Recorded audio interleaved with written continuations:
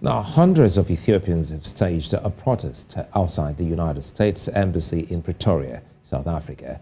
The demonstrators say they are against foreign interference in their home country. Their protest comes amid mounting international alarm over the escalating conflict in Ethiopia, with fighters from the Tigray People's Liberation Front advancing towards the capital. I think that we are saying hand off USA from Ethiopia, hand off European Union from Ethiopia. Ethiopia, he got his own authority, own government, that duly elected by the willing of Ethiopian people, that to lead the Ethiopian. So we are here to denounce the impact or the interference of European and Americans in the internal affairs of Ethiopia, to say no more and please hands off from Ethiopia.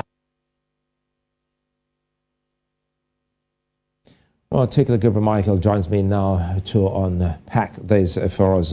Well, good to see you again, and thanks for your time. Looking at the crisis, it has been described as a diplomatic disagreement that snowballed into what the world is currently witnessing. Take us through what exactly this is about. Tigrayan. Thank you for having me. So what happened is the federal government of Ethiopia, in partnership with the Eritrean government and other foreign forces, invaded Tigray, a constituent region in the Ethiopian Federation in November 2020. And the Tigrayans had since waged a guerrilla warfare and had defeated the federal army. And now the federal government had started going to Plan B. And Plan B is whipping up hatred against Tigrayans. And now the capital city, Addis Ababa, is flooded with people raging against Tigrayans and arresting civilian Tigrayans in the capital city. And it was interesting that you played a clip of Ethiopians in the US protesting against foreign interference in Ethiopia. They have a point, but they should be protesting against the government, because the government had invited foreign forces, the Eritreans and the United Arab Emirates and other forces, to attack its own people. And now the Tigrayan forces are on the brink of taking the capital city. And as a last-ditch effort, as a last resort, the government is trying to arm civilians, even 90 and 80 years old people in the capital city, to defend against the Tigrayan forces with machetes and other traditional weapons. Particularly, but you know, the world will be a little bit confused now listening to you, because also Prime Minister Abiy Ahmed has also accused some foreign countries of funding the Tigrayan people. He's described as Tigrayan rebels. Whose side are we to believe now when we talk about interference in this crisis?